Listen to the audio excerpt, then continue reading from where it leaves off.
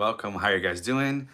Welcome to Leo season. Well, I'm recording this officially on July 19th, but we go basically live. Leo season is official on July 23rd. It might change on depending on your calendar. Sometimes these calendars can be off really by a day or two, but that's okay. The seasons are, I don't know. I'm not really a believer that it's like that day, right? There is that gradual shift in energy, kind of like night and day don't become night and day in a second. There's that shift between day, twilight, night, all that good stuff. But anyway, so let's talk about Leo season. Now, in the tarot, Leo is represented by the card of strength. In some decks is number 8, some decks is number 11. Doesn't really matter. At least not in my opinion, because on the Tree of Life, the path is the same path. If your deck has 8, 11, or maybe even a different number, it doesn't change the path on the Tree of Life. So really the energy doesn't change. All right, so here is the Strength card. And I do want to actually go straight into the Tree of Life because it's actually this path right here in the middle. It's horizontal and it goes between Gabora, which is Mars, and it's the Sephiroth of strength and severity. Across it, we have strength, the card of strength, or Leo. And here we have Hesed, which is ruled by Jupiter, and it's the Sephiroth of mercy, expansion. Now, why I love that the strength card is right in the center here, right on this bridge between the two. Because in the image, this is a pretty standard image. I mean, it's the original Rider-Waite-Smith, so of course it's standard. We have a lady who is looking pretty peaceful, right? She has this wreath of victory. White usually tends to talk about purity, kindness, and here's the lion with its tail between its legs, and the lion is kind of looking up at her, almost like in admiration, as if it's no greater than a house cat. No greater than like a pet, really. Now, if we think about it, if we really were in real life to be friends with the tiger, first of all, I think that'd be really scary. I think we could really, oh, hello, how's it going? I think, at least for me, I would have this fear towards it and this admiration towards the lion, because while I would love to pet a lion, I think there would be, oh, hello, everybody. I still think that there would be this sense of respect. You still know that it's gonna be. Hi Anita. It's a collective reading. I'm talking about Leo season. We're entering Leo season in like a few days. So yeah.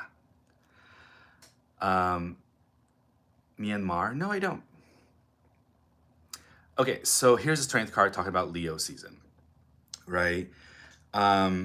What I love about this card, and it links to in the Tree of Life, where it's right between this bridge, really, between mercy and severity. Strength, right? So what I feel like, oh, thank you for subscribing. I appreciate that. So what I feel like is that the lion here is representing severity, is representing power, is strength. And the lady here is representing mercy, right? One sec, guys. Okay.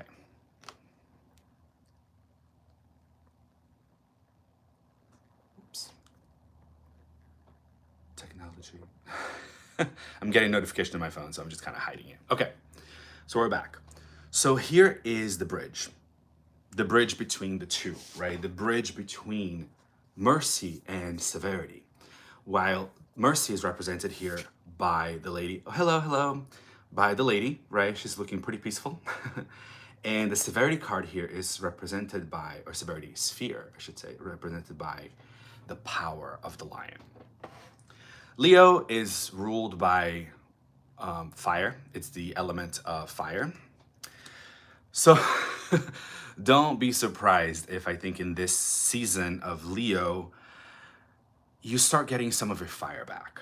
You know, we're just kind of at the tail end of Cancer season. In Cancer season, Cancer is represented by the crab, but it's if we look at a crab, it's got the exoskeleton, right? The shell is on the outside, but it's really soft. We tend to eat the meat, right? If you eat crab, we eat the meat on the inside. It's soft on the inside. So Cancer season almost calls us to be a bit of a hermit. We go within. We have this shell kind of on the outside, and it tends to be an emotional time because Cancer is a water sign. And a lot of us kind of, the energy, collective anyway, it may not be for you, but collectively anyway, it tends to be an energy that calls for us to feel the softness within. But now we're getting into strength, right? Hello from Indonesia. Oh, hi. So now we're getting into the strength card. We're getting into Leo. We're kind of breaking that shell open, but at the same time with some mercy, with some love and kindness towards us. I do, yeah. I have Hanuman right here. I have Ganesha up here. So yeah, so that's basically it. Now let's pull some cards for the collective. This isn't a private reading. It's more of a collective. So if it doesn't resonate with you, that's okay.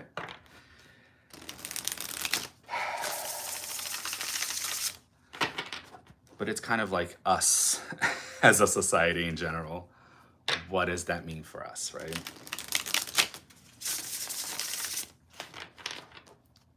Let me shuffle one more time.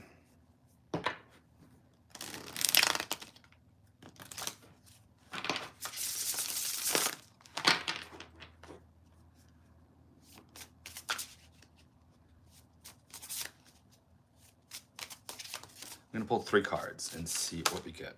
Okay, 1. 5 of Swords, watch how you communicate.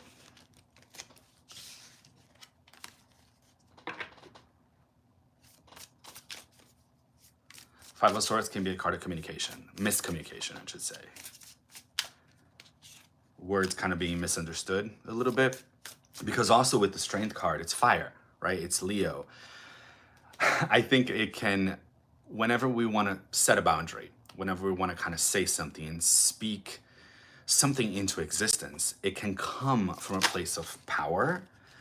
But some people that are not maybe always ready to kind of feel that power can misconstrue it as severity, as narcissism, for example. We're kind of throwing that word around a lot lately. But you know, when people kind of get mad at your, when you set boundaries, people that get mad, and when you set boundaries, those are the ones that were benefiting from your lack of boundaries. They were benefiting from kind of sucking your energy versus being okay with you kind of setting that boundary, all right? Okay, so for the collective, we are getting 5 of Swords coming up first, as I just talked about. This is a card of miscommunication. So when speak your power, speak your words, speak your voice, use your voice. The element of Swords is about air, communication, thought process as well. Maybe some of us are also kind of in confusion mode. Some of us can kind of be overthinking things. So we all also like want to make a decision and be okay with that decision, almost like defend it in some way. And it's okay if you change your mind down the line. But there's almost like there needs to be a why of why changing your mind versus like overthought and anxiety. Hope that's making sense to you. Now the next 2 are all about our reversal, and they're the earth signs or earth elementals. So we have the Queen of Discs coming up next. I love the Queen of Discs. She's one of my favorites because to me she's all about. Actually, we just left Cancer season. We are leaving Cancer season. And as I said, Cancer season is connected to the mother energy. Maybe some of us have had mother issues and they came up for you in Cancer season. But the Queen of Discs is this archetype of the mother that is very giving. I usually see her as like this Italian grandma who like loves to cook for you, and if you're in her kitchen, she's like, no, eat, eat, you know. She's always kind of taking care of you in that way, making sure that you're healthy, that you're safe. But she's in reverse. What that tells me is that it's more of an internal thing. I feel like for Leo season, because it is the card of strength, it's asking us, are we creating a safe space for us, right? It again, it goes back to that, to those boundaries. It goes back to the Five of Swords, those boundaries. The people that get mad at you when you set boundaries are the ones that benefited from you not having any. They benefited from sucking your energy dry. Energy vampires kind of thing. So the Queen of Discs, as I was saying, it's kind of like that Italian grandma that is always kind of taking care of you, protecting you. But with her in reverse is now we got to provide that for ourselves. If there is someone in your life that is providing that for you, that's great. You are very blessed. But for some of us that don't have that right away, we get to provide that. And how do we provide that? By saying no to people that are sucking our energy. Excuse me, by saying no to these energy vampires. Pay attention to how you are when you're with someone, when you're spending time with someone. Pay attention to how you leave. If you're leaving their presence really tired and kind of down about life, it's time for you to pay attention, to say no to that person. You don't have to cut them off right away, like break up with them and break up that friendship. Oh, thank you so much, M7. I appreciate that very much. I'm glad that's resonating with you. So if you're not ready to kind of like break off that relationship, or if it's jobs, right? Things are expensive right now. We need work, we need money. So maybe right now you can't really afford to leave your job right now. That's okay. But you can start just creating a bigger gap between you and your narcissistic boss, or your overbearing boss, friend, relationship, whatever it is that you are dealing with right now. Because it's time for you to provide this for yourself. Because to strengthen that, we've got the Devil in reverse. Now, the Devil in reverse is the Devil. Let me show you guys upright. So we have this ominous figure, right? And we have these two people that are chained up. With it in reverse, it's actually a challenge. I feel like it's a challenge. I feel like the tarot is challenging us to say, can we do this for ourselves? Of course we can. But some of us, easier said than done. And some of us are people pleasers, right? I know I am in some ways. So if you are a people pleaser, it might feel harder for you to say no. Because when everyone else around you is so used to you saying yes, when you say no, immediately they go, what's wrong? Like, why not? Why can't you? You know, for a while back, when I first started reading like tarot cards, of course, every friend of yours is like, read for me, read for me, read for me, you know? And I did. I would, because I was still practicing, I was still learning. So any opportunity I would get to pull cards for people, I'd be like, yes, let's do it.